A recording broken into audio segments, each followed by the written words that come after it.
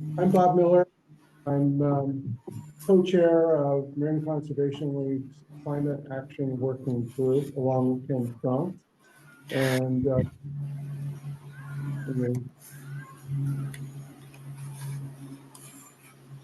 as I've said in the past, Marine Conservation League's mission is to preserve, protect, and enhance the natural assets of Marin.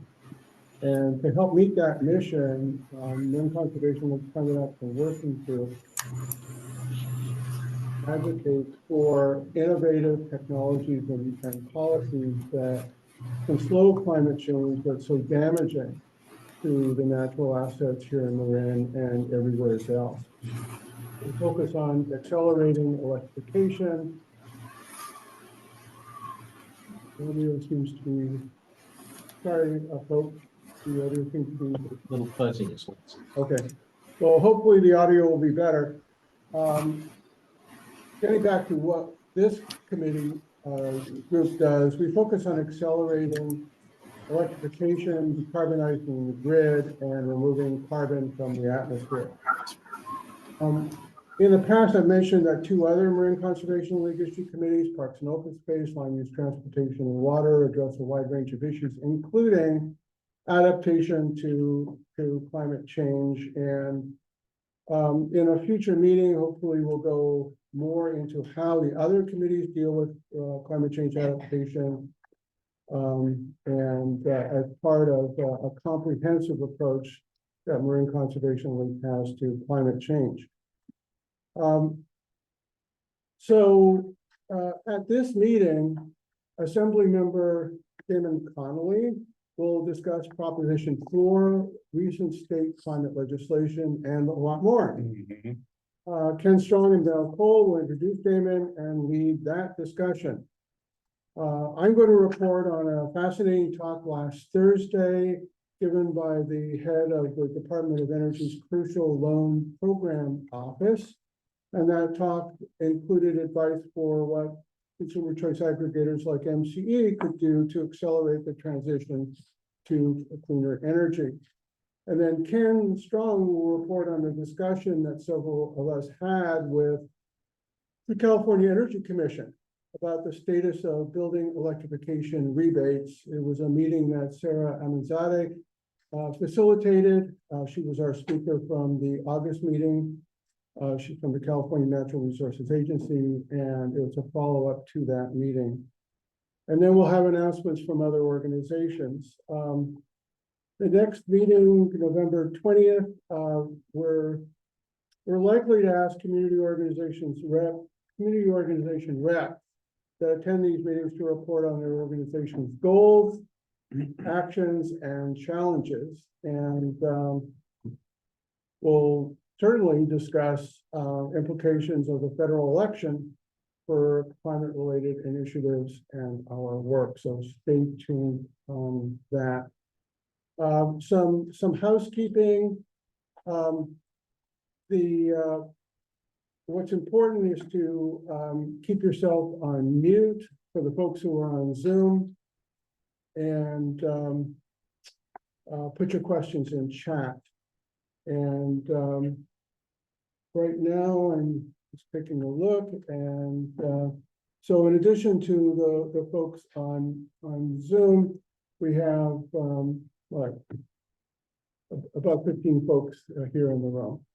So with that, I'll turn it over to Ken and Val. Val, why don't you go ahead and introduce Damon? Yes, we're delighted, very delighted to have Damon with us again. So Assemblyman Connelly is Vice Chair of the Joint Legislative Committee on Climate Change Policy. He's a Bay Area native. He's lived in San Rafael for 25 years. Before opening his San Rafael office law practice, he was a supervising deputy attorney general, prosecuting energy companies during the 2001 energy crisis. As a Marin supervisor, he represented the county on the Metropolitan Transportation Commission, expanding public transit and infrastructure for cyclists and pedestrians. And on the San Rafael City Council, he co-founded the MCE Clean Energy and chaired its board for over 3 years. And then the question I have, does every new assembly person belong to as many committees as you do? So they all, so I checked out his committees and they all give you entry into Marin's climate-related issues and crisis. And I'm gonna note some of them because it's just quite memorable. There's a budget subcommittee on the climate crisis. Resources, energy and transportation, and then a bunch of select committees. There's a select committee on wildfire prevention, on California's lithium economy, that's a new one. So on electric vehicles and changing infrastructure, Charging. charging infrastructure, and offshore wind energy in California. True. And then one on sea level rise and the California economy. And then he's chair, this is something, the Joint Legislative Committee on Climate Change Policies. So I'm gonna let him Yeah. sort of help figure out how all that works. Yes. Bills that he has introduced and also have gotten signed by the governor, so I'll let you deal with that. Yes. And then we're just delighted to have a chance to get some some perspective from you on Prop 4. Yeah. Thanks. No, thank you so much, Bill. Great to see everyone again. Yeah, no, we ended up kind of getting up there and getting right into it. And, you know, perhaps not surprisingly representing this area, which has such an environmental perspective and even around this table and on Zoom, our leaders locally on climate really enables me to get the work done up there. So yeah, in addition to that, I'm on Natural Resources Committee. That's a committee, and that was a recent appointment that I requested and was able to get. Environment is toxic, so we're doing a lot of work on things like pesticides. So yeah, it all fits in, and the long and short of it is, we just finished a session recently, and we ended up having a good first term. This year alone, 8 bills signed by the governor. We'll go over those a little bit. A lot of them have an environmental focus. A couple notable vetoes, but that happens, and kind of ongoing learning about the process. You'll hear about one bill that got held hostage, they literally call it at the end. So we're going to come back with that bill on wildfire insurance next year. So part of it is kind of getting some wins, but then teeing things up for kind of a longer term and being patient. But the great part of this time period of the year is I'm back in the district full time. Would love to meet with any of you about any ideas around legislation, budget asks, ways we can improve state government. And I'm up for re-election. Part of it is we now have to run every 2 years as well, which is a new phenomenon as well. Yeah. So what I thought the one final thing, and you may have heard, because a couple people have already asked, we did have a special session this year. So that in sum and substance ended up being like 2 additional days, including a final one Monday. We were up in Sacramento. This is on the governor's proposal around mandating reserve supply levels for refineries in California. The theory being, if you can kind of regulate supply to some extent, the idea would be to prevent or at least smooth out price spikes, which are happening at the refinery level. So that passed with 42 votes on concurrence back in the Senate. That's kind of a bare minimum. Yeah. So it was not something that was universally agreed with. Was there legislation or was there a bill? There was, so that's what we were voting on. And what was the bill? The bill basically relates to, in effect, empowering the California Energy Commission to come up with regulations that would require a certain level of reserve supply in times of maintenance outages.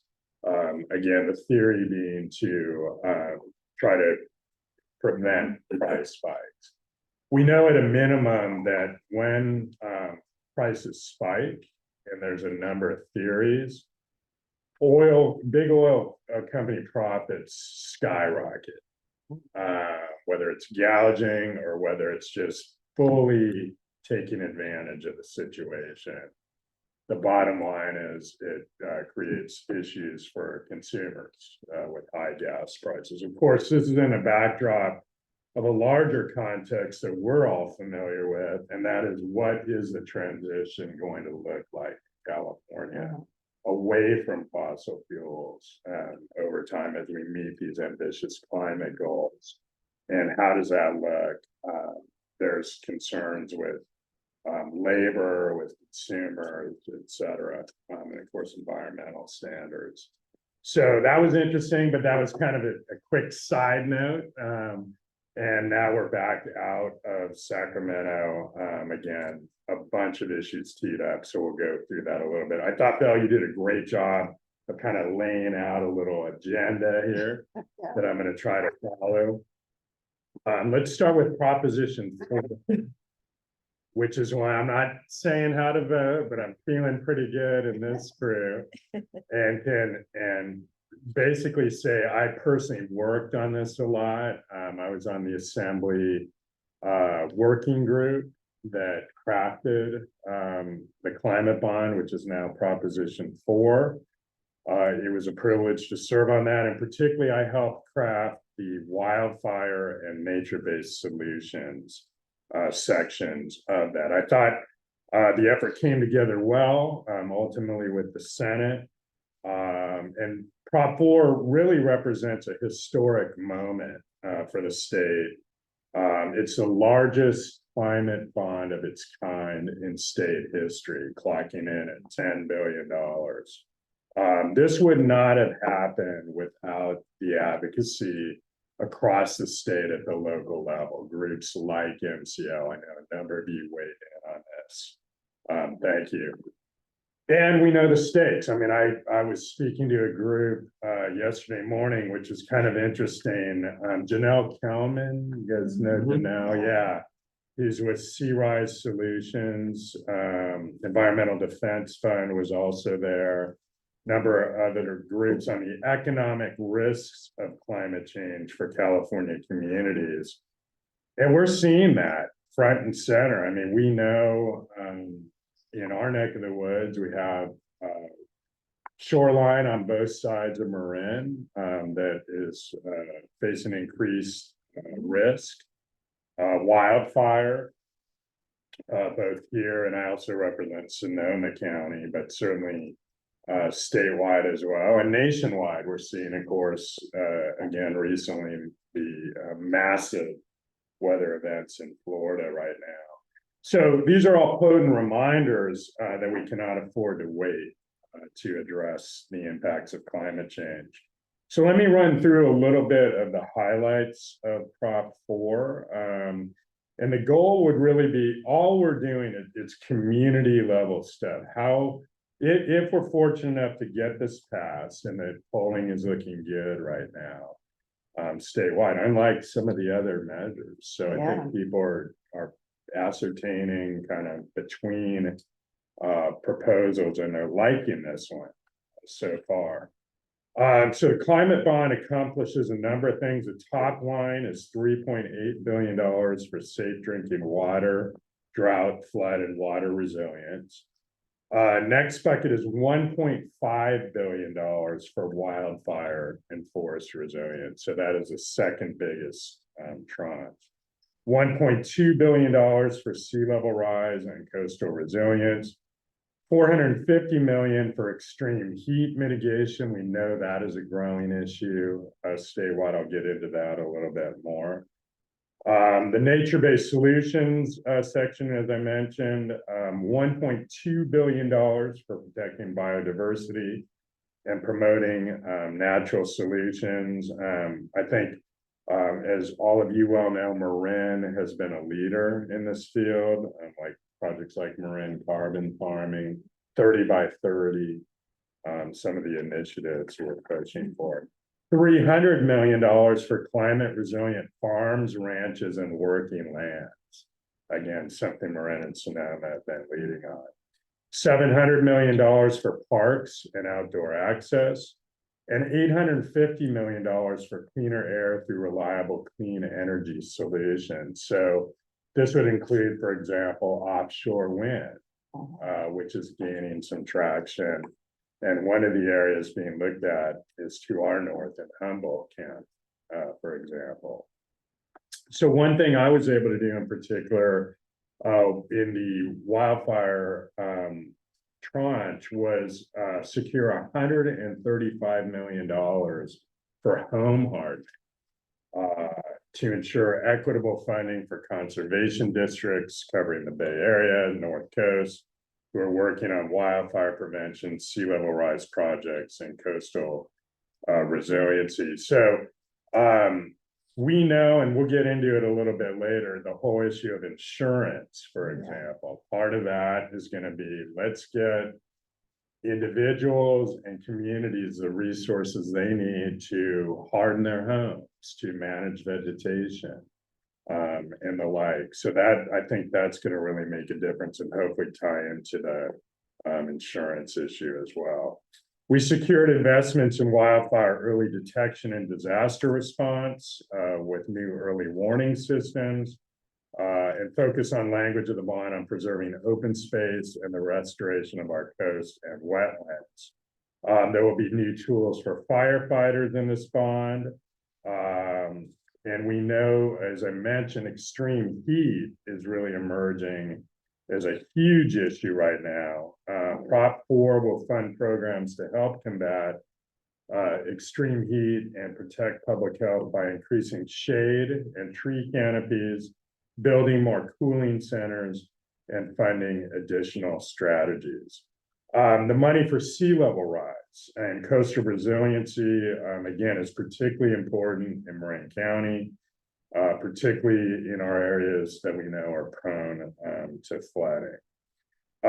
So actually, the bond funds programs that build capacity to prepare for and respond to frequent and extreme droughts and storms, improve flood water management, and advance groundwater sustainability. One thing you'll note in the bond, and this was by design, is it's infused with taking an approach based on equity throughout. And we know too often it's our most underserved communities that are bearing the brunt of a lot of these impacts and need the most improvements to infrastructure as well. So at least 40% of funds are dedicated to projects that directly benefit low-income communities and communities that are disproportionately affected by climate change. So hope we can continue our collaboration on getting Prop 4 across the finish line. And then skipping ahead a little bit, I see one of my main jobs in the coming year or two, in terms of future things, is providing oversight around that, making sure that the monies do get to our local communities in the way that's being advertised. You guys want to stop it? Why don't we stop at each section? The next one's going to be some of the more important climate legislation that we worked on this term, but let's talk about Prop 4. Yeah.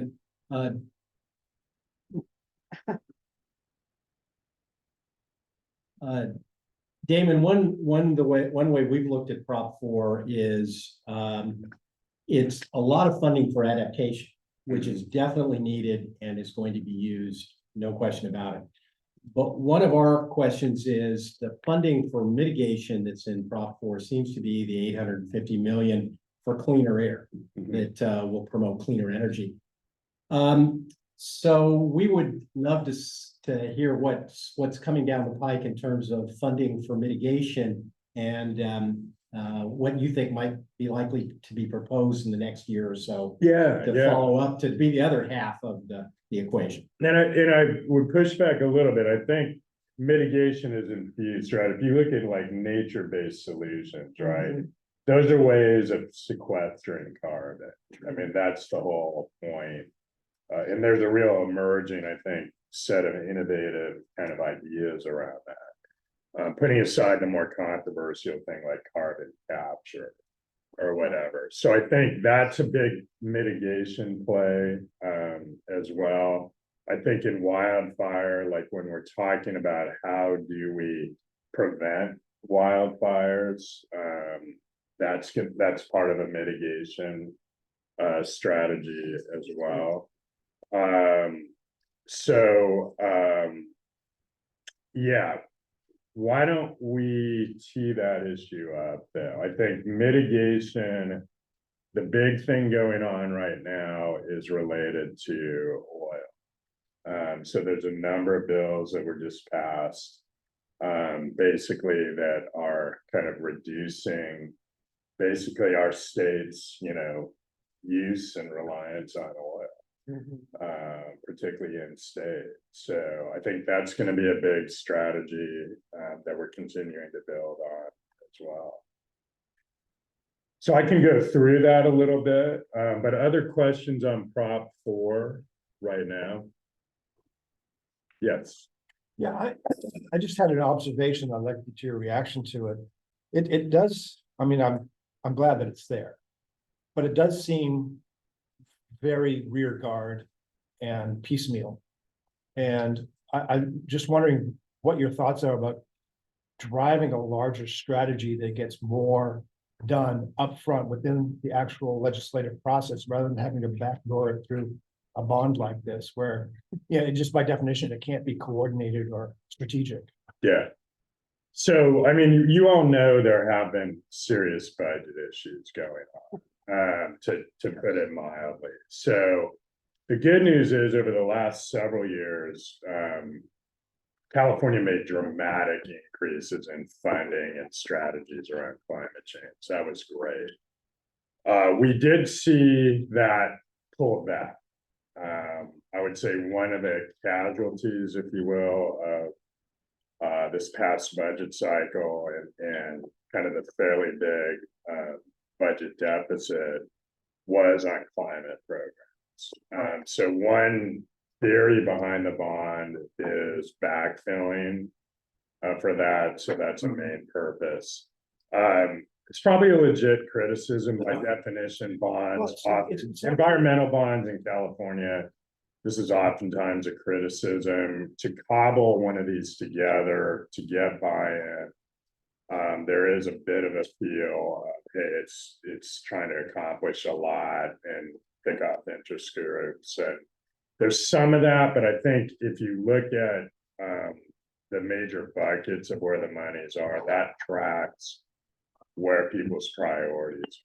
But I meant to invite you to make a more forward-looking statement, not to defend Prop 4 per se. Yeah. Because I can see the practicality of it, but it's just like, okay, going forward, there's a lot more than, $5 or $6 billion worth or $10 billion worth of stuff that needs to be done.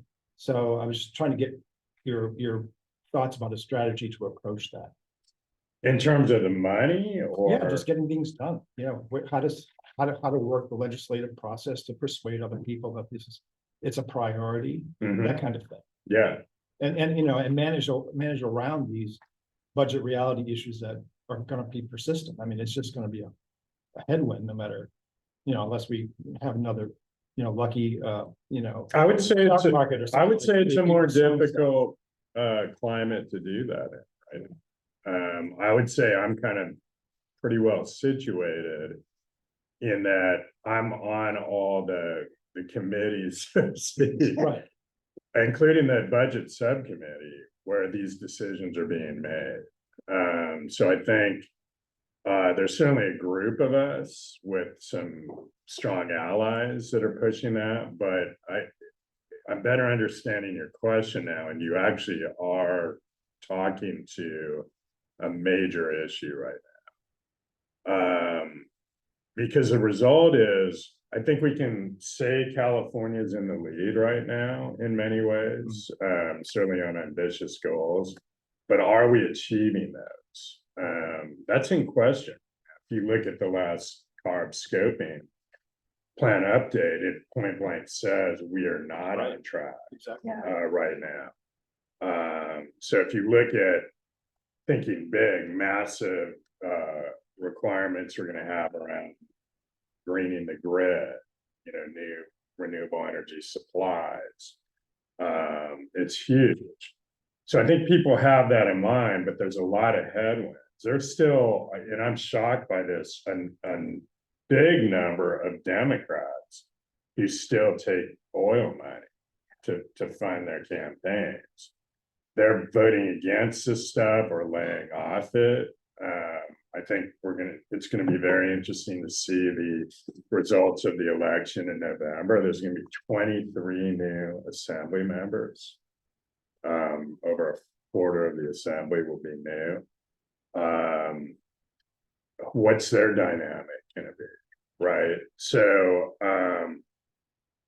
my advice would be we need to be ready to go to the mat, because you're right, it's not gonna be a given that everyone's just gonna sign on to these big policy sweeps. There is talk, I'll just preface a couple big ones. I'm gonna likely be very involved in cap and trade reauthorization and kind of there's a number of issues with that. Senate Pro Tem McGuire is very committed to this. We were in Climate Week together a couple weeks ago, and that was a big topic. I'm going to be talking with Speaker Rivas and just kind of get a sense of where we're at. But from prior statements he's made, I think that is going to be teed up. So I know a number of you are interested in that. There could be another push on regionalization of the grid in the Western states. That's been a topic that was brought up a couple years ago. It was not really baked in a way that made sense to go forward, but that I'm hearing may come back as well. And of course, as I mentioned, just if we get the climate bond passed, how is that gonna look in terms of where's the money gonna go, et cetera. Well, I'm glad to hear you saying that you're gonna be supervising that, because I think that's one of these things that could be pretty retrograde. If this bond passes, and it's pretty expensive, the interest rate is pretty expensive, and then it doesn't do what it suggested it will do. That's gonna be another. Agreed. That might actually segue into a question, maybe I'll get you next, but we had online where somebody with respect to Prop 4 wanted polyester book ads. How do you respond to the criticism of the impact paying back the bond at 400 million over 30 years? But we certainly have to hear that. Yeah, no, that's always an issue with the bond, and this isn't the only one on the ballot right now. There's also an education bond for $10 billion, arguably very important as well. That one's not polling as high right now. We'll see what happens with that. So we have to go in with eyes wide open. That it has an impact on the budget. The amount we're going to have to pay on interest repayment on the bond is money that could otherwise go to other programs as well. So it's really a cost benefit analysis. Is the monies we're getting worth paying that interest and arguably foregoing other budget investments that the interest has to cover? So Let's take one more question from Larry and then let you go into the legislation. This is more than a comment than question. And Damon, thank you for sending out your card last week with your endorsements. It's always helpful. Okay, To know good. where you stand on these things. And the Chronicle came up in favor of Prop 4, but the IJ came out against Prop 4. And I don't think I've seen any letters yet in the IJ in support. I might suggest to this group that a letter comes out expressing why we should be supporting Prop 4, especially because a lot of people do look at the IJ for guidance, and it would be helpful to have something out there. That's my comment. Well, I think the IJ came out in support. No, No, they came. it's the Alameda newspaper group in that case. I see, so it's a Cron that came out in favor, Cron came out. yeah. By the way, folks, for the people who are in the room, when you're asking a question, if you could just say who you are and if you want an organization affiliation or not, that would be helpful for the people who are on Zoom. Larry Minikis, MCL. Jill has a question. Just a quick one in this context. I was really glad to hear you. I'm Bill Carney. I'm with Marin Can and Sustainable San Rafael. I was glad to hear you refer to some sequestration as part of the Yes, greenhouse gas reduction that's embedded in some of these preparedness, basically stuff. And an example of that perhaps can be really pushed in implementation, assuming it gets passed, or if it doesn't, in redrafting it for next time, is the example of extreme heat. mhm, You know, the thing you can do about that on a micro level is buy a heat pump, right? That also functions as air conditioning as well as a furnace, a heat pump I furnace. think we're even gonna get into And, that. yeah, oh yeah, well, okay, I'm just. Yeah, Yeah, no, what I want to underline here is the point is, can you take this appetite for preparing for impacts and, you know, meld it together with solutions that actually reduce greenhouse gas? And that would be an example of that, as is the ag example of carbon farming that you brought up as well. So if we can think in those terms going forward, it would be really useful. mhm, agreed. I want to let Damon get back to his outline here because it's pretty extensive and we got sidetracked. No, that was really good, though. Very legitimate questions. Yeah, why don't we talk a little bit about some of the environmental highlights from the past session, some of the stuff I had a chance to work on, but then some a few larger issues as well, and then we'll get into the legislation for the upcoming session, which we kind of, well, actually, I have a few other things to mention that I think you'll like to hear about. Several bills we got through and signed by the governor. They included AB 1864. This relates to the issue of pesticide spraying in school zones. So it's an issue a little bit up in Sonoma, but big time in the Central Valley picture. Kind of these are large aerial sprays. So this bill strengthened regulation around that. Current law is supposed to protect kids and staff through regulations that restrict drift-prone agricultural pesticide applications. But the regulation was oftentimes unenforceable. So this specifically calls out time, method, improves regulations, extends protections of student, teachers, and staff in private schools, which was not covered. So we got a lot of support on that bill and got it through. AB 2196 was probably my most fun bill, relating to the beaver restoration program.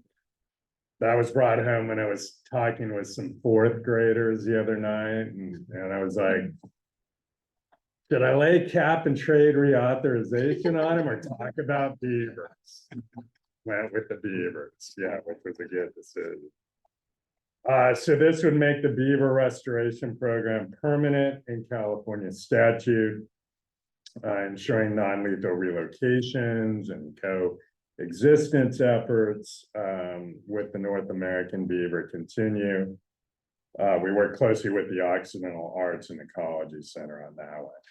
AB 2897, I know a number of you weighed in on relating to community land trusts, which is kind of a model we all appreciate locally as a way to get more affordable housing on This would actually expand the definition of community land trust to include non-residential purposes, picture like community gardens, nonprofit office space, small business retail, or other vital community services as part of the land trust affordable housing project. So we think that's going to be a good improvement to law. We had a bill this year. I always love mentioning it. We have our Ought to Be a Law contest every year. Oh, yeah. Right? Which is good.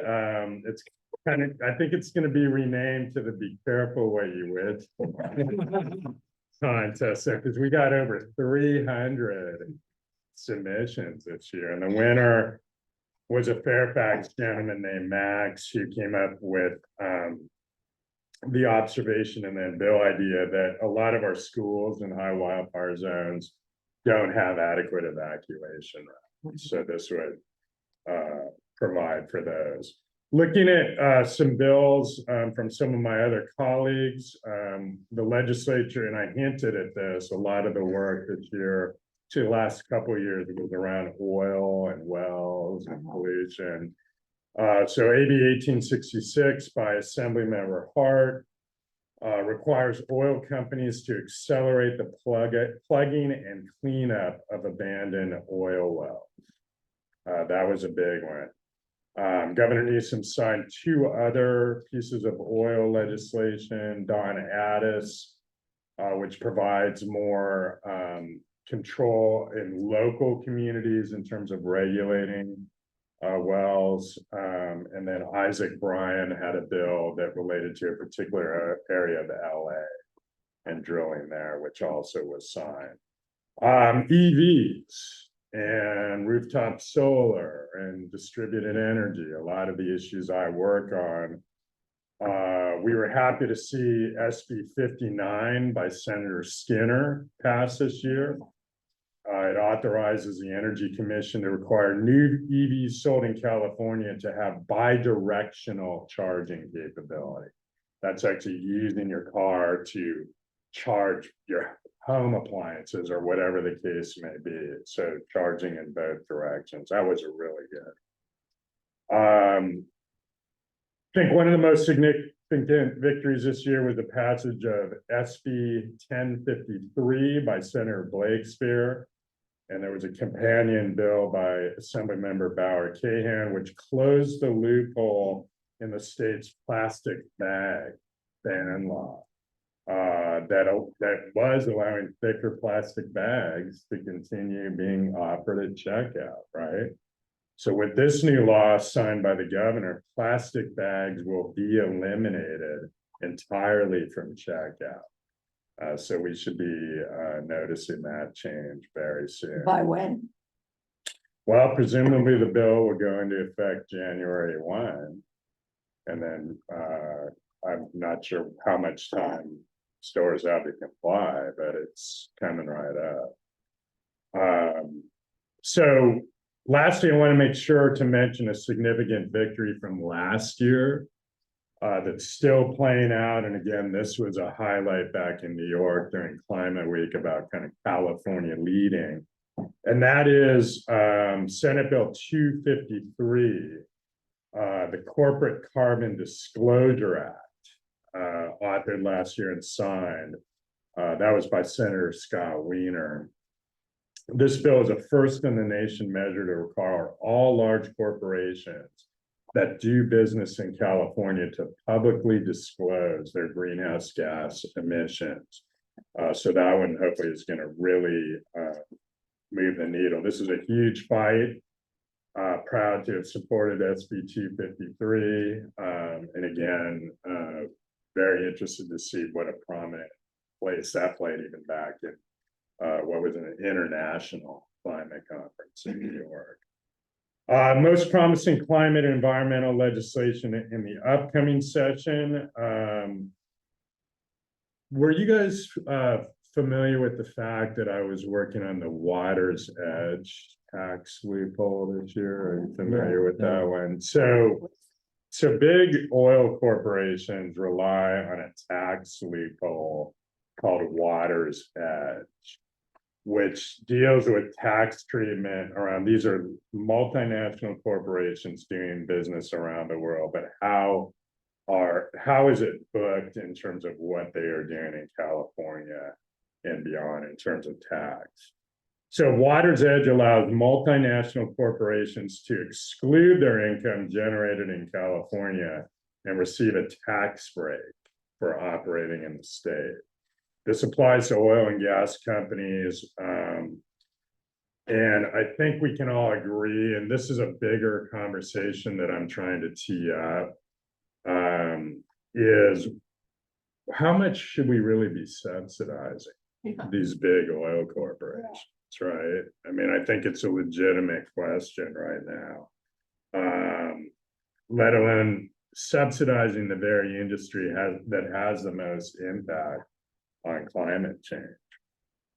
So we're going to focus so I'm going to bring Water's Edge back.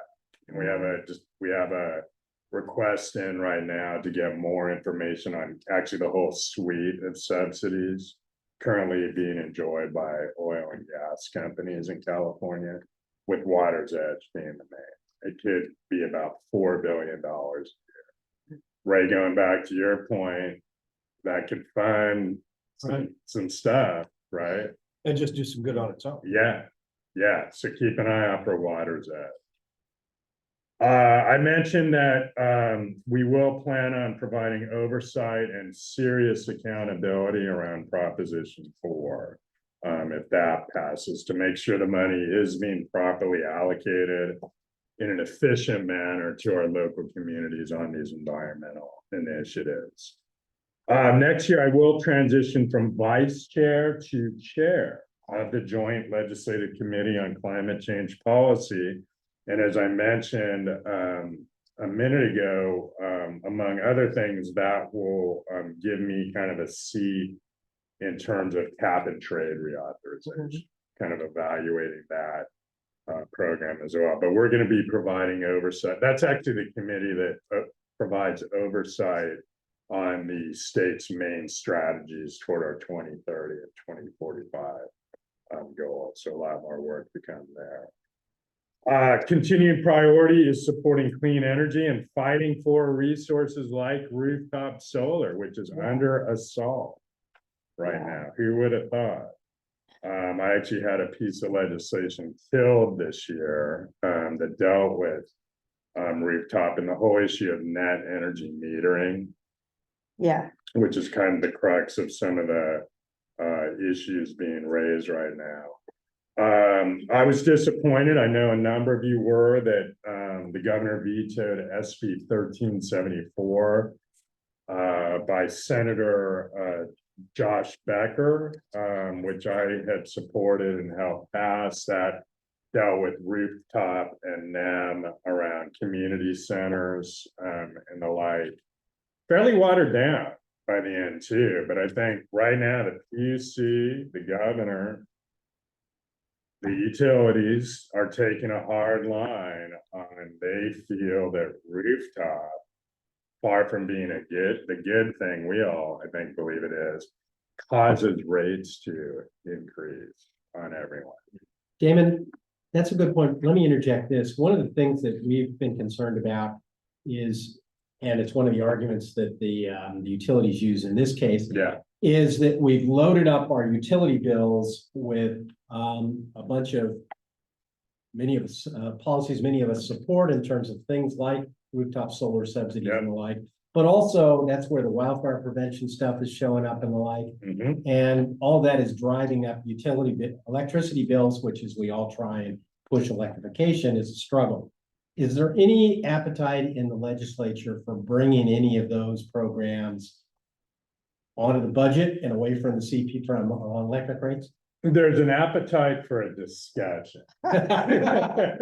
Concept. And it's a very timely one. And I would say even the Assembly Utilities and Energy Chair, Cotty Petrie Norris, is raising this issue. Because it's one we're hearing about, certainly from the utility and the PUC. And that is, should things like undergrounding or other big infrastructure moves on wildfire, should that be part of just the state budget rather than being paid by ratepayers? I think we'd have to carefully think that through. The other pot of money, if you will, is the greenhouse gas reduction fund, which is by virtue of the cap and trade program. And the joke is kind of that's always identified as, hey, what about, that as a source of funding? Well, it's been oversubscribed tenfold now, Yeah. right? So, but maybe there is a way to better balance out budget versus ratepayer. I'm open to it. But too often it's kind of hand in hand with some of this other stuff where it's like, in my view, let's get real and figure out the rooftop piece and things like microgrids, which also get just shot down. Sight unseen. I had a microgrid bill that died as well. Is it is it partisan or what is it? It's kind of moderate. Yeah, it's certainly Republican, but also moderate Dems. You probably have a closer relationship with the utilities or whatever. Right, yeah. Yeah, certainly. Perhaps your cap and trade reform can generate some. Yeah. An extension can generate some Correct. additional greenhouse gas money. because Correct. Part of the problem with cap and trade bill is that. There's uncertainty now over whether it's going to be reauthorized, which drives the market. Yeah. All these issues are related. Yeah, Bob Archer, Yeah, Damon, if I could, I would expand this looking at cap and trade to all the climate policies in California. Mhm. You may recall the state auditor's report on the transportation regulation and subsidy programs, 42 of them. They could not establish effectiveness with transportation emissions, essentially flat until this 1 year. Okay. What is the evaluation process, or is there a need for one to do this in an independent way? I mean, the Legislative Analyst Office does some good work, but it's really at a very high level. Mhm. Is there a possibility of putting in place something with, I don't know what the mix is, and foundation, think tanks, universities, to give us a look at this whole picture, which, as you said, we're not doing that. Right. I think absolutely. I think that's a great idea. A lot of the folks I would perceive as being able to lend a voice to that actually were in the same room in New York.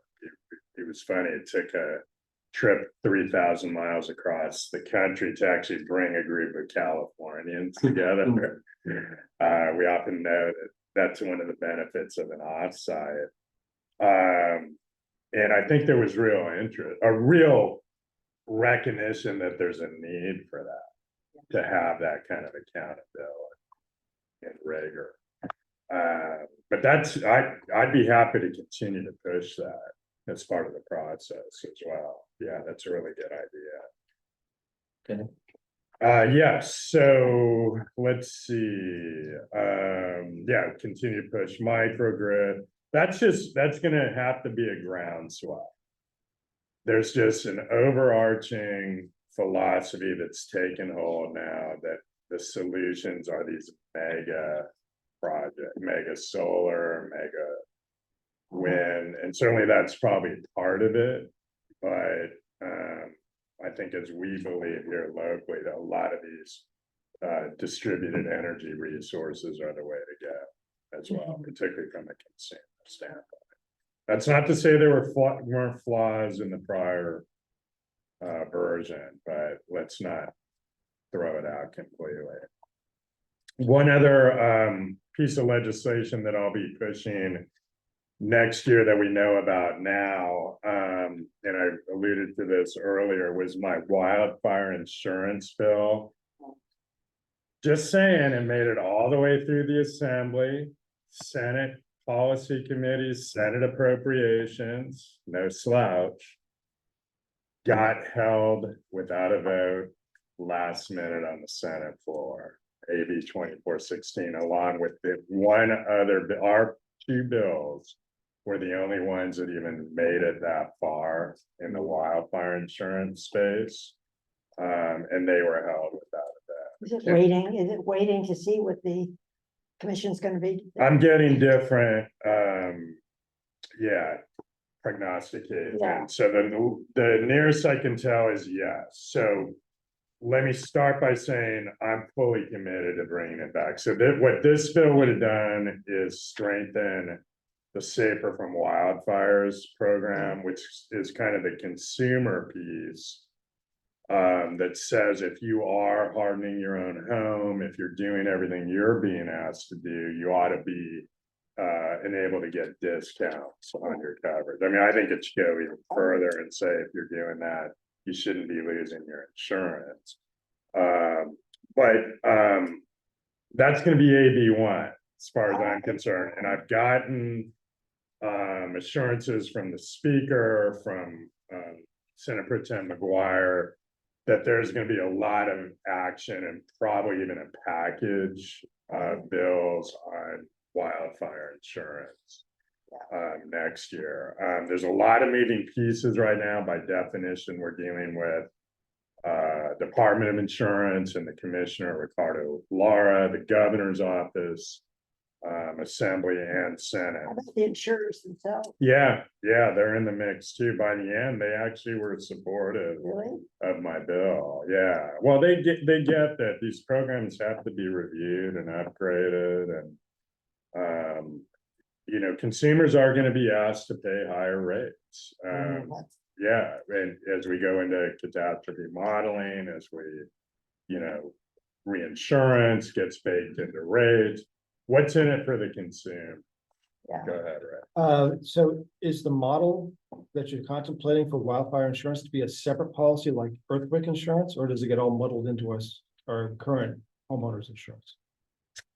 Meaning like going public versus private? No, or- just as a separate policy. It seems like that might be an approach to be able to manage this issue, is like segregate wildfire insurance as a separate product, like earthquake insurance. But that is a public policy. That's public, I guess where I'm confused. state by your funded, that's a question. state funded Yeah. insurance. Earthquake. Yes. Some people are talking Yes, about that right now, it but doesn't have to be like that. I'm just saying to segregate it, so it's got Does have. its own identity, so it doesn't get muddled with our ability to renew our own home insurance. Because the wildfire risk, you know, it's very singular. And you're talking on the private side. Yes, That you would have homeowners insurance that would cover a bunch of things, but wildfire insurance would cover something else.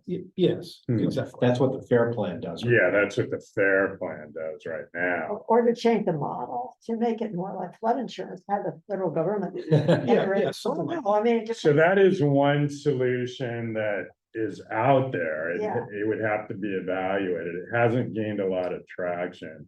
But everyone agrees the FAIR plan needs to be reformed. Right. Too many people are just being defaulted to that. It's way more Right. expensive. Right. Less coverage. Go ahead, Larry. Damon, within the bill, could it incentivize or help incentivize fire safe type neighborhoods? Because when the insurers are looking at us, and we've done all the work, if our neighbors have not done the work, it's not really improving anything. So could it look more on a neighborhood basis and then help? That's something we're pushing, yeah, so I think we do want to include something like that in the bill. And that even goes to the modeling issue, like you should be getting credit if your neighborhood or region has done X, Y, and Z. That should impact the model. I mean, that's something that's being figured out right now. Because But I would like to actually. yeah, include because that that in would the bill. really incentivize those fire Yeah. safe type programs to get the I agree. neighbors to do the work they need to Yep. do, because we're all affected. That idea is, several people are suggesting that Okay, idea, good. and I would love to run with that, yeah. Let's see, anything else on safer? Yeah, so really just a perspective, how do we help consumers out here Yeah. in a really tough situation, let alone overall cost of living, utility rates, which is skyrocketing as well. So we get that for sure. So I think you were asking about climate and other environmental priorities for Marin. We've kind of covered that. To some extent, there was a question about meeting state goals to transition to heat pump space and water heaters by 2030. We know that building decarbonization is a key item in our overall strategy. So I think here in the Bay Area, we have committed to phasing out the sale of new gas heating equipment over the next decade. Seems like the price point's coming down too, right? Compared to like Yeah. 10 years ago-ish. Yeah. On heat pumps. So I think, providing rebates, incentives for Californians, Inflation Reduction Act at the federal level, provides incentives up to 100% of the cost of new electric appliances. As I mentioned, we got $400 million for building decarbonization into Prop 4.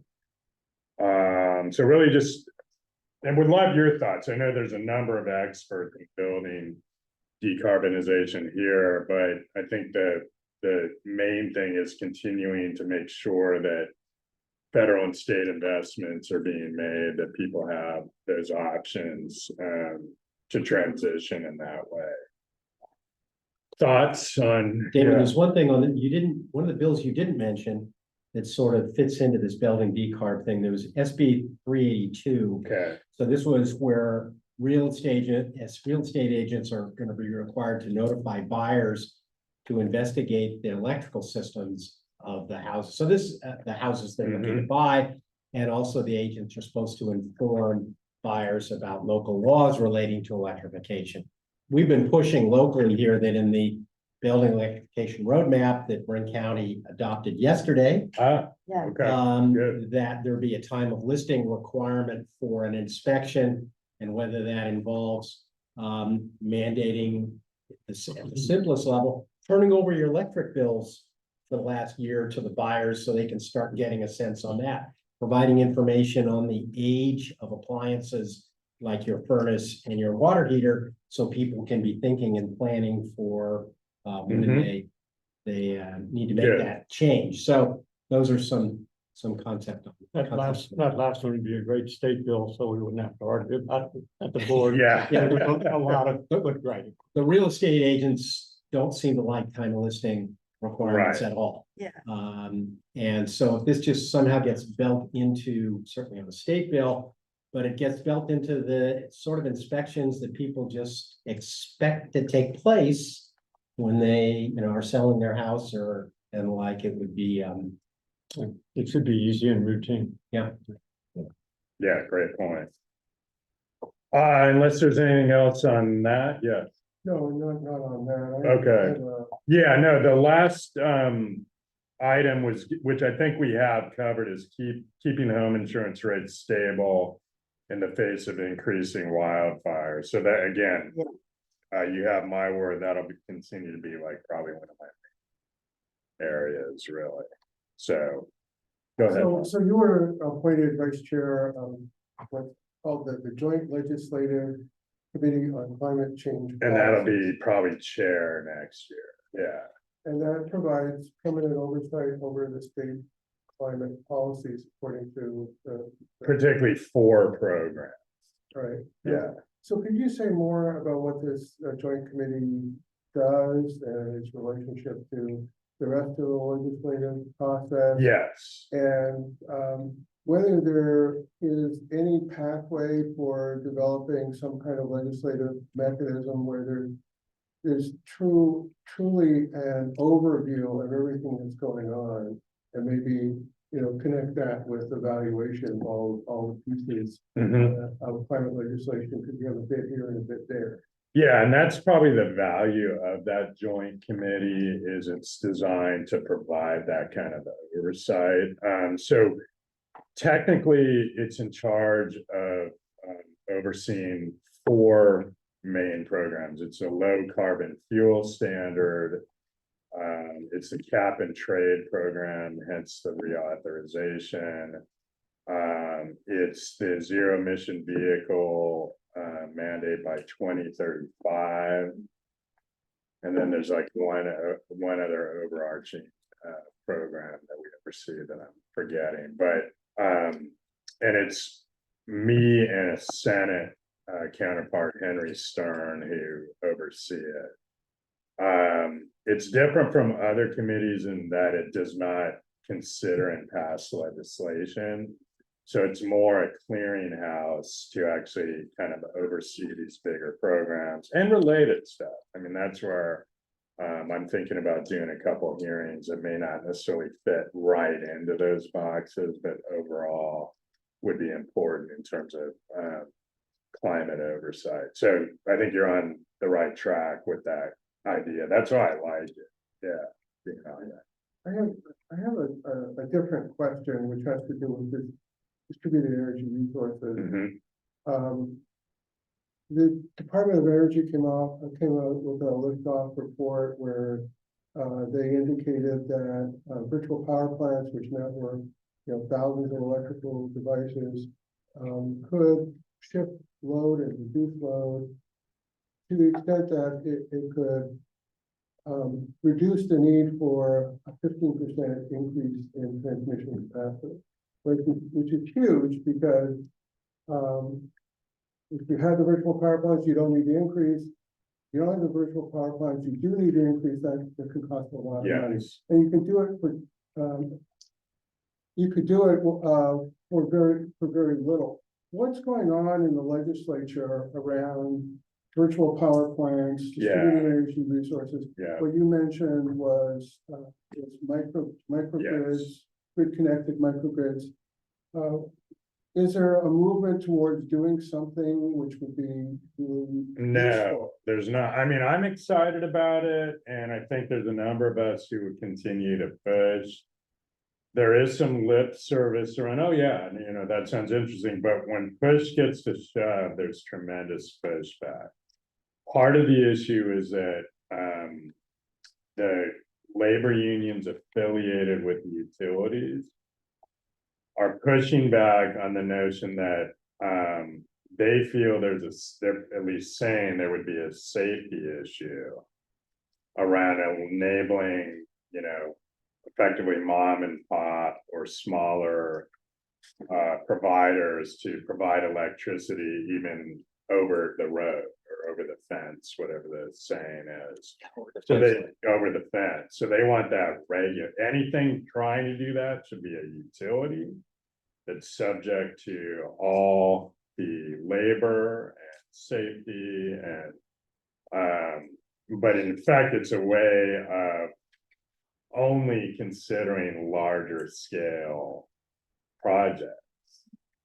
So that's the rub, to be honest. There's a big fight between the advocates and utilities, meaning not just like the corporation itself, but their affiliated union workers as well.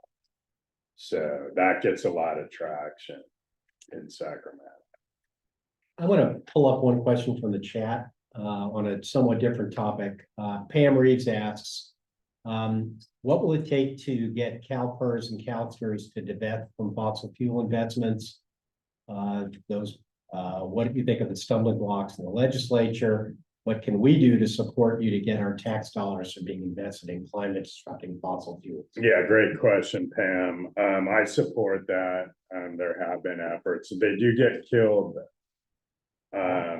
Yet again, there's a big push to recognize we should not be investing public retirement dollars in these companies. On the other hand, some folks, including some unions, feel that they should have the freedom to invest in whatever they want based on like investment returns. So again, there's what oftentimes would be considered allies in other contexts are opposing this kind of thing. Because they view it as I think it's short-sighted, but they want to maximize returns. They view having the freedom to invest in these other types of industries as fulfilling that, but it seems very short-sighted. But anyway, that's, again, these are all interests that are clashing in Sacramento. That's day in and day out, that's what's going on, right? So you have to really kind of listen to everyone, but oftentimes have a firm backbone in doing. How do you interact with a executive branch? I mean, do you, Yeah, I mean, is it the Natural Resources Committee? Do you work with committees? Do you work with the governor's office? So how does that work? You don't go into great detail. it's all the above. Yeah, All no. the- So, and one of the learning things, and I think we took it to heart this year, which was year 2, is really at the front end, getting a sense of where the administration may be on something. Mhm. Because ultimately you're gonna need to get a bill signed. My 2 bills that were vetoed, we kind of knew they were going to be, so it was something where I thought it was important to get out there. Namely as our AB 99, which was Caltrans use of pesticides. Oh, yeah. And particularly regulating that in communities like Marin and Sonoma that put restrictions on it. Right now, Caltrans can come in and override. So AB 99 would have had them kind of at least work with the locals. I got vetoed, and the kind of veto message was, that's too piecemeal. You're giving too much empowerment to locals. There should be a state stand, right? And then fiscal is always brought up. Similarly, AB 828 was a groundwater management bill, particularly small water agencies in underserved communities and kind of interaction with fees and SGMA. That was again vetoed in that the governor was taking a more statewide approach, whereas I was seeking to, hey, let's look at some local situation. So that was a bit of a theme that emerged. So, but knowing that, you got to kind of figure out how to best, position bills. And sometimes, again, you may even know it's going to get vetoed, but it's worth doing it. Yeah. So there's a lot of different calculations going on. Committees are important. That's where most of the work gets done. That's why I really like my committee assignments. And the budget process, which frankly is becoming its own thing now, in that every year the governor's office comes in with budget trailer bills. It really should be policy bills that are going through the ordinary process, but they're jammed through trailer bills. So that's a unfortunate new phenomenon that's happening, but the legislature is starting to push back on that. Yeah, a lot. And even that was even tried this year a little bit on some infrastructure stuff. But those will now be presumably taken up in an ordinary, hopefully, policy committee way. So, Damon, it's 11:15. Would love you if you had another 15 minutes. That would be great. If not, we can take one or two more questions and wrap it up. yeah. Bob? I think underlying a lot of this is the problem of rising electricity rates. Mhm. The overwhelming approach of climate policies is toward electrification. Yeah. At the same time, electricity rates are going up and up. So I come back to the issue that you talked about earlier of peeling things off of the electricity systems and back on the central budget. 2 years ago, with a $97 billion surplus, we would have been having a different discussion. So can there be some look at a 5-year plan to pull out some of these costs? I recall at the end of session, media reports said that the utilities energy efficiency programs might be cut, eliminated. I wish they had looked at pulling that back, which is not a major cost, into the budget as an example of a pathway forward. Right. Can something be laid out over the next 5 years as a plan? We'll be back in budget surplus at some. To do that kind of thing. Is with these rates, it's just, you're going against yourself. I can tell you that the committee chair is very focused on that issue. Connie Next P. year's chair, or She is the current chair, Connie Petrie. Yeah. So at least there will be a discussion. Andy Schroeder. I think this is piling on to this conversation, which is cool Petaluma and resilient neighborhoods here in San Rafael have been they have sort of a similar approach, like a neighborhood approach to energy efficiency and water conservation and et cetera. And we've been talking about how do we create a good model to help cities implement their climate action plan. And as an energy efficiency tool to help people reduce their rates or their use to reduce the rates. I wonder if there's any funding in climate bond to do that kind of work. If there's any appetite for gathering up different groups around the whole state to figure out like a model neighborhood climate action effort that we could spread around and use in all the municipalities. Yeah, I believe the answer is yes. And I know those programs well. I think I even participated in Resilient Neighborhood. Frank Lloyd, Back in right, the the day. planet. Frank In the- Lloyd Wright the Planet. Yeah. Was the name. Yes, so I think that ground level, I mean, I think that's the key. We're talking about a lot of macro issues this morning as well, but it's really that community facing ground level work that's gonna be key. Let's keep in touch on that. Jack.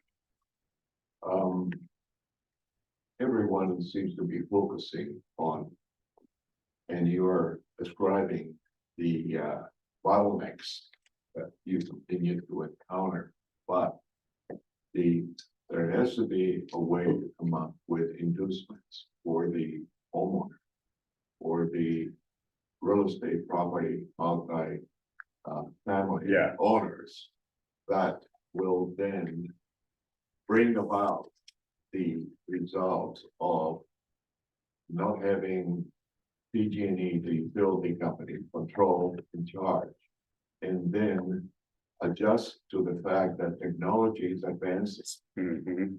Solar is producing more, batteries are becoming a lot more efficient. And I think that's an exciting area. And now there is low voltage that's going to be coming up in the future. Merging these three elements will bring about now the ability to use less power for what right now is being used per individual in the state. We can be ahead of everyone else and help and adjust to and reduce climate change. Your comments would be appreciated, of course, along those lines. What can be done? In terms of, yeah, so more specifically, Tax credits. There are significant tax credits, all right, in the IRA. There's a 30% tax credit. Yeah, yes, that's pretty good. 30% tax credit. I'll be talking a little later about in the HERA, the IRA funding for low and moderate income housing. There are substantial subsidies, rebates that just you can apply for starting this week. There is some money there. yeah, and I think I made a note of that. Yeah, that the Inflation Reduction Act Yeah, even has some serious money. You know, I think where some additional kind of systemic state money might be infused into that effort would be to really take a really close look at what kind of gap may still exist, particularly with HVAC cost between gas and electric. And, you know, with all the subsidies or all the incentives that are already on the table, is there still a gap, and is there a need to fill that gap? So it's really, then you quell the argument about the regulation forcing people to spend more money. So let me look into that. yeah, just an idea there. The other going somewhat, I also think EV, you know, achieving our EV goals are essential to achieving our climate goals. And we can do that through infrastructure and things like that, but I think also just a relatively small amount of money supporting campaigns to promote Californians to buy EVs, you know, as part of this big climate effort. That could have a real appeal, but it needs some money to support it. And the other thing I want to mention was you mentioned carbon farming, and the reduction of related to that could be the reduction of methane from landfills, which is a state required law, but it doesn't have any funding to support localities in meeting those fairly expensive things. So if some, you know, incremental in state terms money went into supporting that, it could get localities to be putting a lot more compost out on rangeland, a la you mentioned the climate project here, carbon farming, and really ramp up sequestration at the same time that you're reducing the greenhouse gas emission of methane. So, you know, it wouldn't take a whole lot of money, but it could really make a huge difference. And keep your eye on the biomass project, which is coming along. Is it? Oh, yeah. Good. So we'll be briefing you sometime Perfect. soon. And one last on this building issue that we could use a little more state money to help encourage contractors to transition. Contractor community is, you know, they're sticking with their tried and true, shall we say.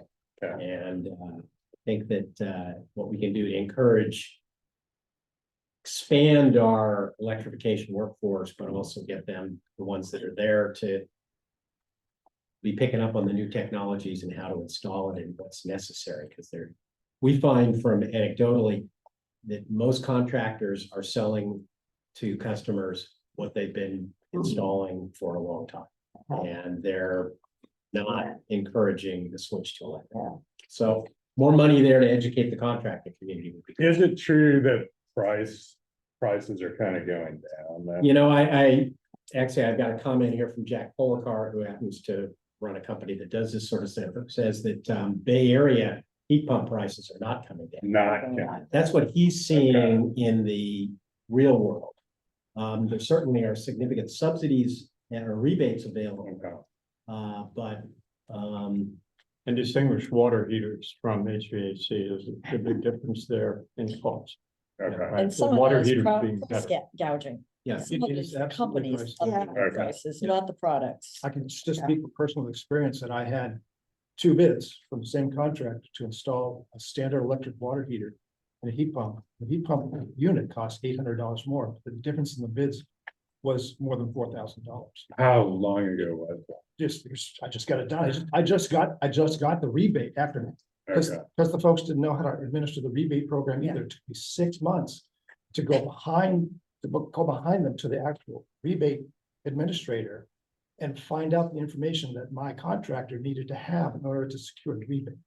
The one thing that's going to help in It's very complicated. in the federal financing, the way that the Energy Commission is running it, you have to it has to be a tech approved contractor who's been trained in all this stuff, and then the rebates are going to go to the contractors.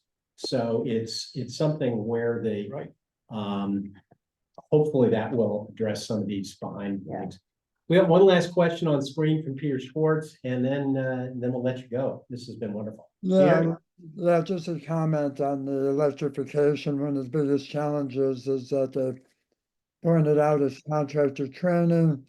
A lot of the contractors that are doing it are not participating in the incentive due to the complexity and extra administrative costs to themselves. And some of the larger issues, even beyond that, are zoning restrictions regarding the equipment. Because they put it in the same category as air conditioners in terms of noise. And we have so many communities with substandard lots that you end up having to put the equipment at your front door, not on the side of the house where the electric panel is and where all the services are. And so that drives up the cost tremendously because of the zoning restrictions around the equipment. So there's a whole host of stuff. The other is the electric panel upsizing. People are not aware that there are new smart electric panels that allow you to control your loads on your cell phone and switch during outages and things. But those panel costs are not cheap. They're about $3,500 for like a smart panel, but they're necessary for where we need to move buildings relative to electricity grid. In other words, to activate any of the buildings as distributed energy resources on the grid, have that two-way communication. So there's some work that needs to be done to achieve that market transformation and help drive down the costs. You know, we're at the early part of the adoption curve. So there are these barriers we definitely need to overcome. All right, Bill, you had something closing you wanted to say, and then we can let Damon go. Yes, so that, I just wanted to say that, we got what, less than 3 weeks. And, all of this will, there'll be a contrast, so I guess all we can say is we should get out and vote. And also, I'm sure you're gonna have to be thinking, so maybe sometime in January or whatever, you could come back Yeah, after this is over, and we can adapt to where we are politically. yes, and again, as mentioned, and I should also note Melissa Puya, my district director, is here. We're literally actively seeking bill ideas or outreach on topics or whatever right now, so. That's kind of one of the purposes of the fall. Yeah, okay, great. Be careful what you wish for. Well, Damon, thanks so much for coming to speak to us. I really appreciate it. And, appreciate it. Yeah, Yeah. of course, anytime. Great, thanks so I'm much. gonna be in touch with you about it. Yeah. Yeah. Okay. Okay, so I'm going to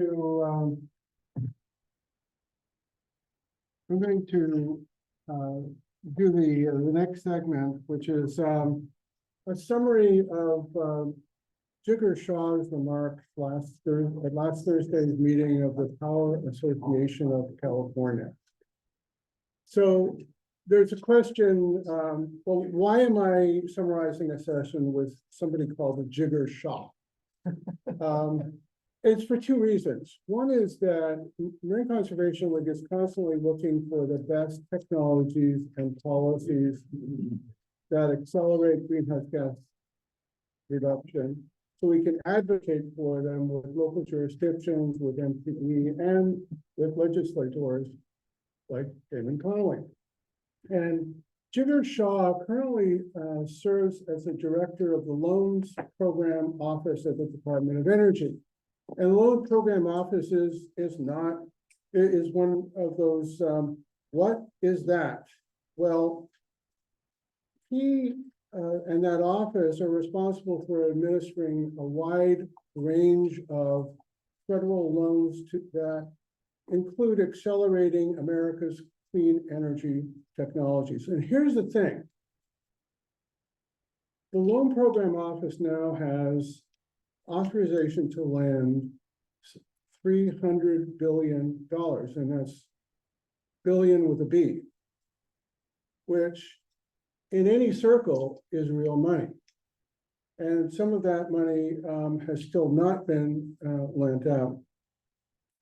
And then prior to being at the Department of Energy, Shaw was co-founder of Generate Capital, which invested in clean tech firms. So he's been in the marketplace. He's into implementing innovative clean tech ideas. He's got a good overview. So overall, Shaw stressed 3 developments needed for California and the United States. One is clean firm power generation to complement wind and solar. He mentioned advanced geothermal as being the most promising, but there's also long duration storage. And we'll get into both of those at some point soon in the Climate Action Working Group meeting, because they're big, they're promising. The catch is that they're likely to come on at scale only after 2030.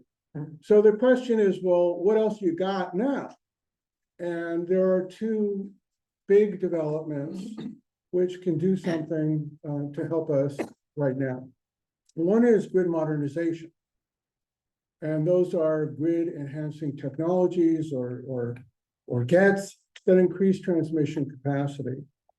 And they do it through various ways that folks are not familiar with: dynamic line ratings, topology map, but there are also ways that folks can relate to, which is next generation conductors that use new materials to replace old wires.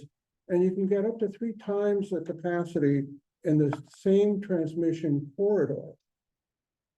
And here's the thing, you could get, he was saying, about 15% an increase in national transmission capacity for $15 billion. Now, if 15 billion sounds like a lot, just wait for what the cost would be for alternatives to doing it this way, which could be multiples of that. So this is cheap, and it's doable now. The other thing, the third development he stressed are virtual power plants and demand flexibility and grid-connected microgrids, all of which reduce the need for transmission capacity. And as I said earlier, virtual power plants are networks of electrical devices, vehicles, heat pumps, thermostats, all controlled on the consumer side by an app and controlled on an aggregator side with their software. What they can do is shift load to when the grid is cleaner and cheaper, or they can reduce load. And that is doable now. It can reduce costs, and it could lead to the equivalent of another 15% increase in transmission capacity. Although in this case, it would be load reduction, which eliminates the need for 15% transmission capacity. And then the last piece of the VPPs, demand flexibility and grid connected microgrids, are the grid connected microgrids, which is a bunch of large users are finding they're facing 3-year delays in getting interconnected to the grid.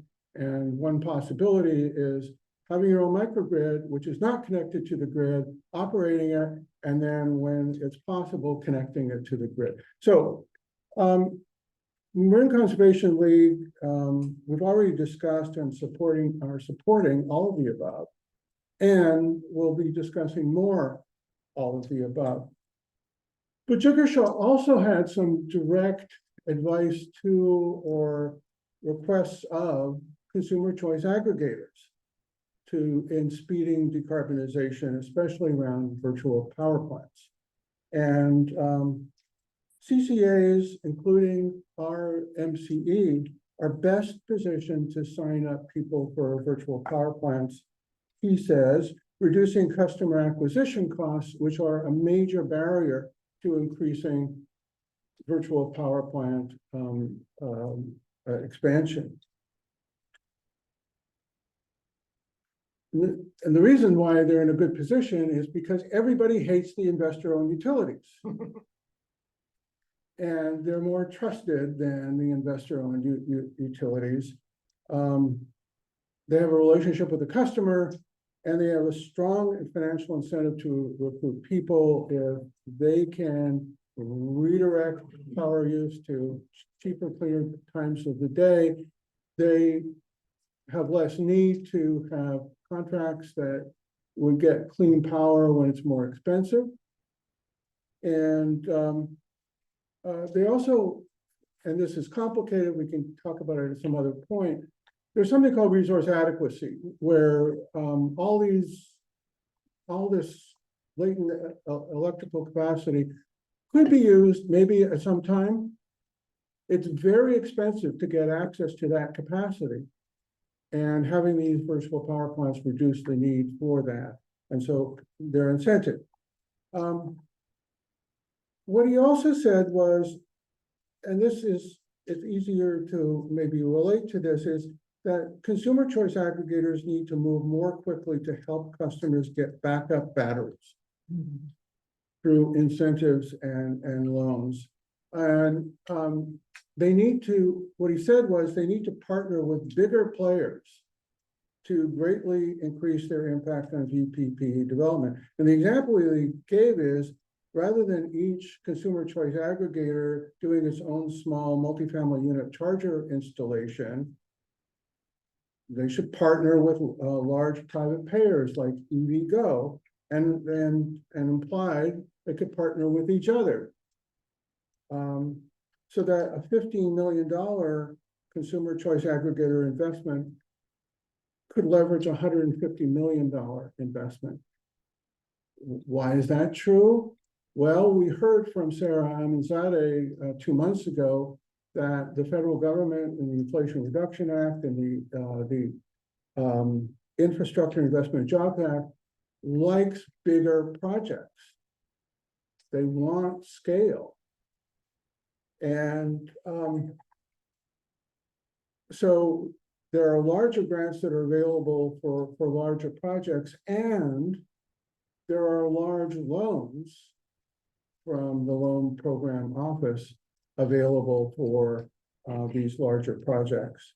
And so some think abouts for MCE and the other consumer choice aggregators about perhaps thinking bigger. And then finally, I'll end with this. John had some interesting takes on other new technologies, and one of them is nuclear. And what he said is that there is some restarting of nuclear plants that are being planned, and that there are a bunch of nuclear sites which have 1 reactor but are commissioned for 4. So it's possible to add 3 more ginormous reactors. Now, let's be clear, that's not popular with almost anyone here, and Marine Conservation League does not support nuclear. But that's something that he thinks is coming, and there's been some announcements by Google and Microsoft around nuclear. Offshore wind, he said the main action is on the East Coast. The West Coast is about 10 years behind.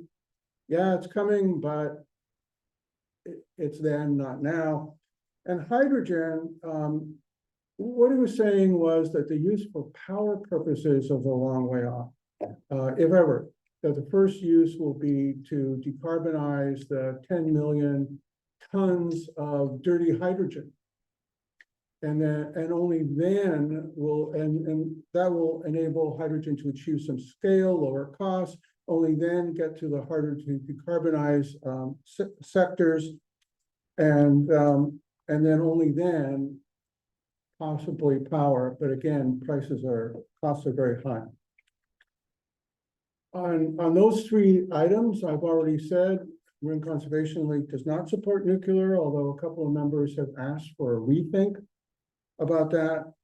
We do support offshore wind. We had a session on that 2 years ago. We realize it's years away, and we have no position on hydrogen, although in my estimation, the folks who have most of the folks that talked about have been pretty lukewarm due to high cost. The high cost to produce it, the high cost to transport it. So that's what he had to say. I'm trying to get the Power Association of California to give us an okay to make these, to make that session publicly available to Marine Conservation League members, or at a minimum to people who are at this meeting. So I think it's quite worthwhile for people to look at. And finally, I encourage people to look at the Department of Energy liftoff reports on various technologies at liftoff.energy.gov.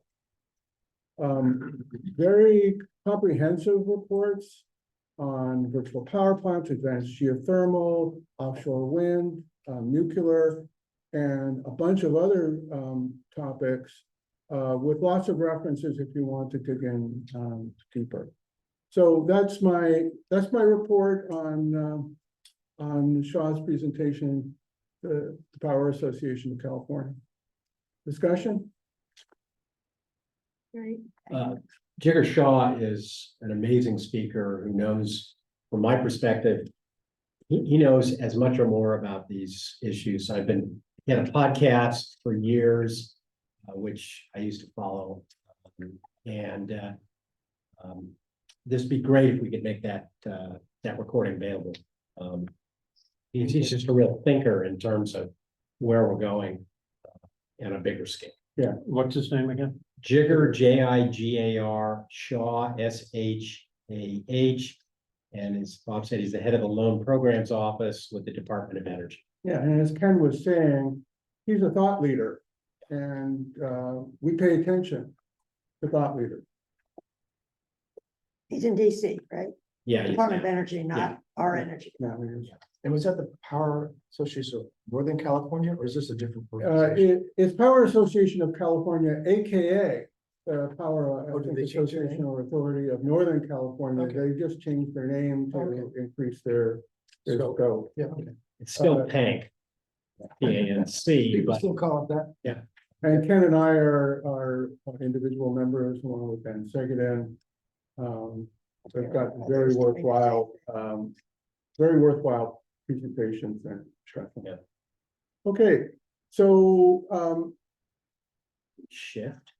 we're going to shift gears and go to Ken, who's going to talk about our discussion with California Energy Commission folks about the state of federal dollars for building electrification. Yeah, this is sort of an update on the last two monthly meetings. Sarah Almanzade's meeting in August, where there was a lot of questions and uncertainty about when is this money from the Inflation Reduction Act relating to building electrification actually going to be available. You know, it's been 2 years since it passed.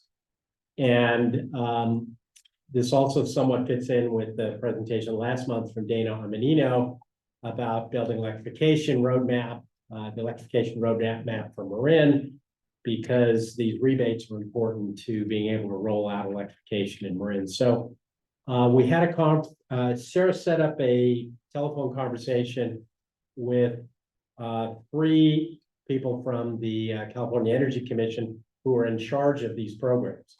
And so this is kind of an update based upon what she had to tell us. So the first program is called HERA phase 1 is being rolled out now. HERA stands for Home Electrification and Appliance Rebates. And so in addition to the tax credits, up to 30% that are available under the IRA, these are specifically energy rebate programs. And the phase 1, which is just being rolled out now, so there's $80 million for low and moderate income households.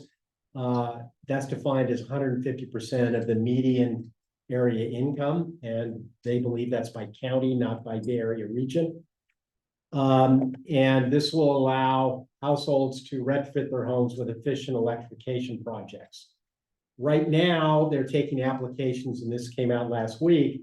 They're taking applications from owners and agents of multifamily buildings who can apply for rebates of heat pumps, space heater units, and other electric appliances and equipment. In a few weeks, owners of single-family residences may apply for heat pump water heater and heat pump space heater replacement. So the money is now available and it's starting to flow. Now, there's a couple of things about it. The HERO program, as I mentioned during Damon's questioning, it's administered through Tech Clean California. So you need to use a tech-approved contractor for the project. You can't just grab wherever your plumber is that you usually use. If they're not tech-approved, you're not eligible for the rebate. And that's because they're training the contractors, making sure they know how to do the installation work, but also how they know how to do the paperwork and what the things are available. The rebate would go directly to the contractor rather than the consumer through after the project reimbursement or tax credits, and that's because this would reduce the upfront cost of the project. And so particularly with small projects, that's a real incentive for people to do it as opposed to having to wait later. Ray? I do have personal experience along that line that I think would add some color to this. I don't know what to do with it, but I'll just throw it out there. My contractor to install my heat pump water heater was qualified, but he didn't know how to do the paperwork. Okay. I had to manage it for him over a long period of time, and there's a provision in the regulations that administer this that require the payment to go to the contractor, but the contractor doesn't have to discount his bill up front as it stands now. And he made me do this. He makes me take the risk of the rebate coming back. So I had to pay him the entire amount. This amount inflated by $4,000 odd, and then wait myself on the rebate, which he did not know how to get. Okay. So it puts you in an extremely untenable position. Hopefully that will be different under this program. Hopefully, Yeah. that's what I'm getting at. There's some way we can investigate that. Yeah, so they are literally, Change they were starting the tech contractor training this month. So they expect by next month to have approved tech contractors and the like. And they referred us to the Switches On website for the rebate information more general. For all of California. This is- like that. Yeah, this is for all of California, Okay. because the way this whole thing works, Quickly. well, that's phase one, yeah. Everybody want to know why it was taking so long, and California was one of the first to apply for money in January 2024. Their application had to get approved by Department of Energy. Then there was a 60-day public comment provision, including community benefits workshops. And then they had to submit to the Department of Energy blueprint plans as to how they were going to roll the program out. That just got approved last week. So that's why the money is only available now as opposed to a year ago. There's a second program under the IRA, the Home Energy Efficiency Program, HOMES. California's application, which again was one of the very first ones. I mean, every state's got to submit their own application. So, and has a different, in effect, pot of money coming to them. California's application is under review by the Department of Energy, but the CEC expects DOE approval of that plan this year, rolling out the program in 2025. This will be rebates for whole home energy efficiency for single family homes and multifamily buildings in California. They're going to do part of that program under what they call a pay for performance standard, which in effect is going to pay the contractors for it based upon energy saving. So if they do the work, you know, if the contractor tells you to do X, Y, Z, and that doesn't result in energy efficiency for you, then they may only get paid for X and Y.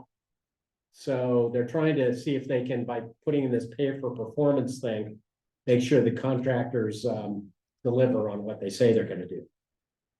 There are a couple of other CEC electrification programs that fund energy efficiency and electrification for homes. There's a direct install program no cost upgrades for low income residents. The state has 567 million in state and federal funding for this. Community organizations are supposed to guide the screening of which homes these go to. Again, I think this is it's low income residents. There's a tribal direct install program with 30 million in funding. There's Go Green financing, which launched this month with 30 million in new state funding to support interest rate buy downs and loan backstopping. Again, all these programs are targeted primarily, as they should be, at low income and moderate income residents to help reduce their costs and make some of these programs, these upgrades, affordable to them, which we think is good. There are other CEC programs. There's the BELD program, which offers technical assistance and builder incentives. There's Cal EHP, which offers incentives for new market rate homes that are all electric, which is currently accepting applications. There's an ECAA program, this is the alphabet soup, helping local governments with zero and interest loans for them to put solar and batteries in schools and government buildings. And the CEC has an additional program for efficiency retrofits of schools. I stuck on the slide their website, a link, and I can put that in the chat, which obviously provides more extensive information on all of these programs. But it was encouraging to hear from the CEC that they finally are rolling things are rolling, and that the money is flowing, because I know we've all been listening, waiting for this and complaining to people about the fact that these programs just didn't, although the IRA passed 2 years ago, the money wasn't there yet. And why was that? And we didn't find out from the CEC as to what, the money that's already come to the state has obviously been allocated and appropriated, so I think that's good. Not sure what happens with other money if things don't go well this the election. Yeah. But, anyway, so questions about all this? Yeah. I mean, one question I have is, how much do you think the proportion will go to sort of middle class or families or income levels that are not low income or medium income, do you know? Well, it depends what you mean.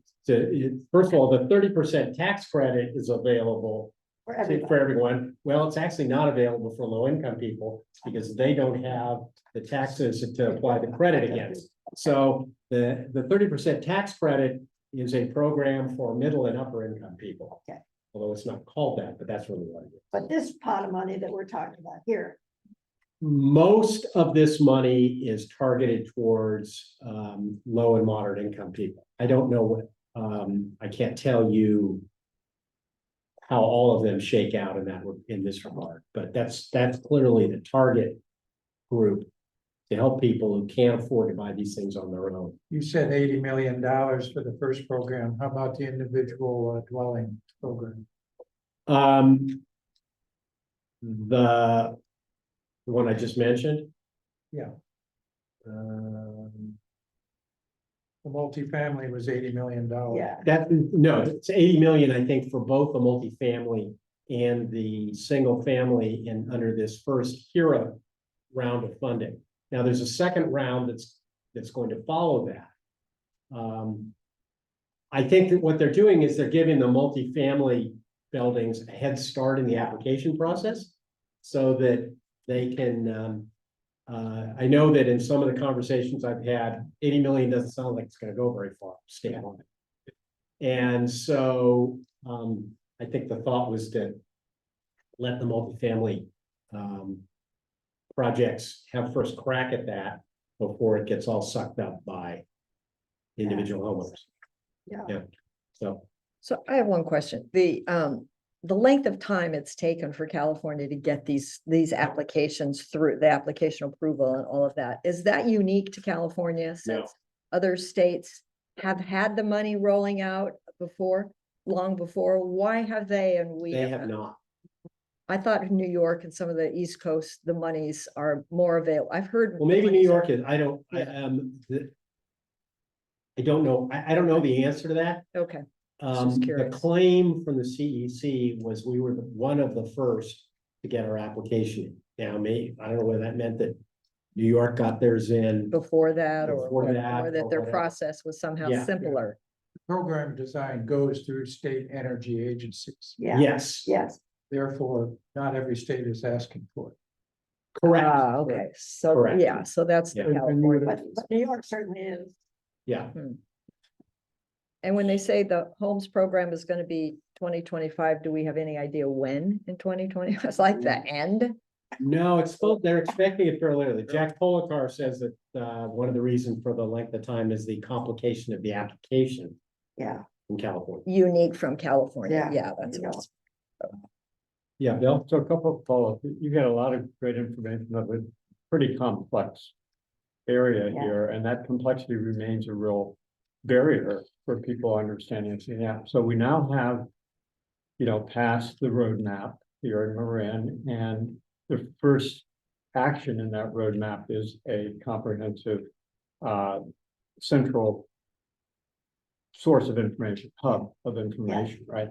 Yeah, So that includes rebates. In fact, it's called rebates. So one of my questions is, where are the credits? I didn't see them mentioned, not that I did extensive research, but I didn't see them on the county site. So my broader question is, can you maybe take the information you've gleaned and put together here? And send it to Dana and Yeah. just see to urge them. Yeah. Them along in, as we said yesterday, curating that site, which is a very good site, but it needs Yeah. this information and it needs to be simplified. that's a good point. okay, Yeah, so we're really at the end of our time here. And, so I think what we should probably do is just draw this to a close. And, we'll be getting with folks about the agenda for the November 20th meeting. And, we'll attempt to do that as soon as possible. Are there any final comments that anybody wants to make? I have a question, it's just technical, and little on these, loans and credits.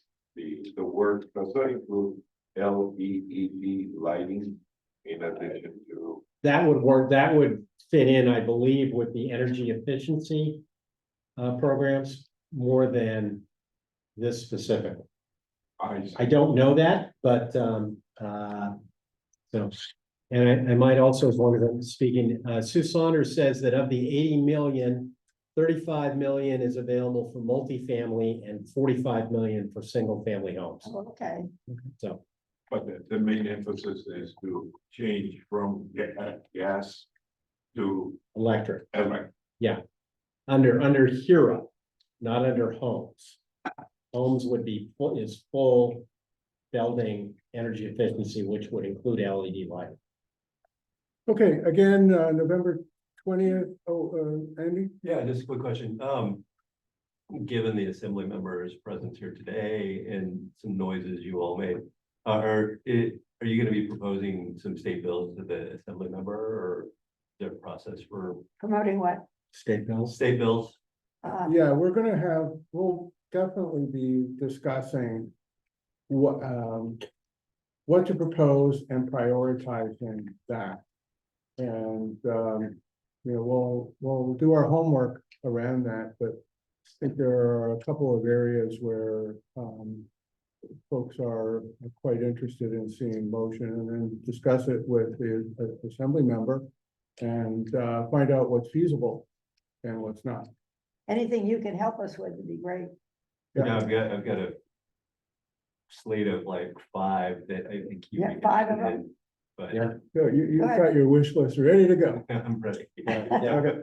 Well, we got, as you can see, we got a great relationship. No, I with know, Damon, and you guys have a lot Yeah. of great knowledge too. Yeah. So I was really. Okay, great. Okay, thank you very much, folks. See you November 20th. Yes.